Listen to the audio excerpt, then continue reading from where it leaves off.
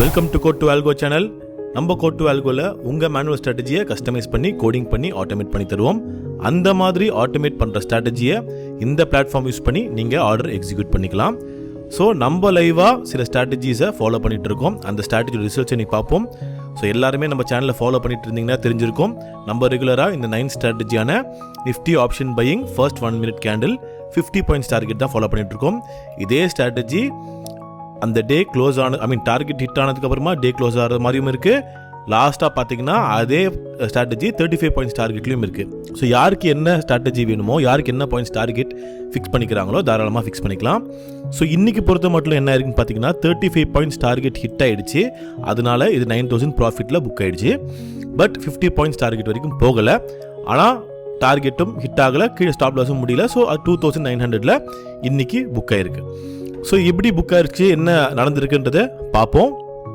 இன்றைக்கி 25,050 call and put தனித்தனி எடுத்து வச்சிருக்கு. ஸோ இந்த ஸ்ட்ராட்டஜி ரெகுலராக ஃபாலோ பண்ணிட்டு இருந்தீங்கன்னா தெரியும். ஃபர்ஸ்ட் 1 minute, அதாவது இண்டெக்ஸ் சார்ட்டோட ஃபர்ஸ்ட் 1 minute க்ளோஸோட லைன் மார்க் பண்ணிக்கும். அதோட ஸ்ட்ரைக் தான் 25,062. இதோட nearest to 50 25,050 call and put தனித்தனி எடுத்து வச்சுக்கோம். ஸோ ஃபர்ஸ்ட் நம்ம புட்டில் பார்ப்போம். புட்டில் பார்த்தீங்கன்னா 2 மல்டிப்ளேயர் எடுத்திருக்கு.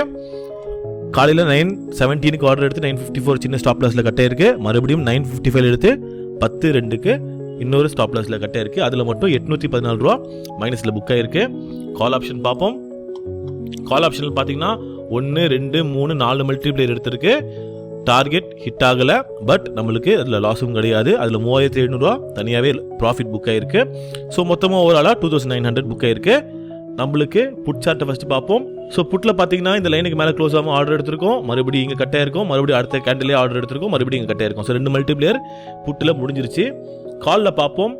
காலில் ஃபர்ஸ்ட் 1 minute க்ளோஸ் இதுதான். அதாவது 108 ரூபாயில் க்ளோஸ் வச்சிருக்கு. ஸோ ஃபஸ்ட்டே இங்கே ஆர்டர் எடுத்து இங்கே கட்டாக இருக்கும். நெக்ஸ்ட்டு இந்த இடத்துல ஆர்டர் எடுத்து கட்டாக இருக்கும். நெக்ஸ்ட்டு 3வது மல்டிப்ளேயர், இப்போ 4வது மல்டிப்ளேயர் எடுத்து மேலே போயிட்டு நம்மளுக்கு 108 ரூபாலேருந்து முடியும் போது பார்த்தீங்கன்னா அரௌண்டு 124, 125 முடிஞ்சிருக்கு. ஸோ ஒரு 10-15 பாயிண்ட் எக்ஸ்ட்ரா கிடச்சதுனால, அதுவும் இல்லாமல் 4 மல்டிப்ளேயர்ன்றதுனால நம்மளுக்கு 3700 ப்ராஃபிட் தனியாகவே புக் ஆகிருக்கு. ஸோ இங்கே பார்த்தீங்கன்னா இந்த மாதிரி தான் ஒவ்வொரு ஸ்ட்ராட்டஜியுமே நம்ம தனித்தனியாக எடுத்துக்கணும். ஸோ ஃபார் எக்ஸாம்பிள் இப்போ 2வது ஸ்ட்ராட்டஜி பார்ப்போம். இந்த 2வது ஸ்ட்ராட்டஜி இந்த பிளாட்ஃபார்மில் லிஸ்ட் ஆகி 71 days ஆச்சு. அதில் ஒவ்வொரு நாளோட ரிசல்ட்டும் தனித்தனியாக பார்த்துக்கலாம். கீழே லாஸ்ட்டில் வந்தீங்க அப்படின்னா ஓவரால் ப்ராஃபிட் அண்ட் லாஸ் பார்த்துக்கலாம்.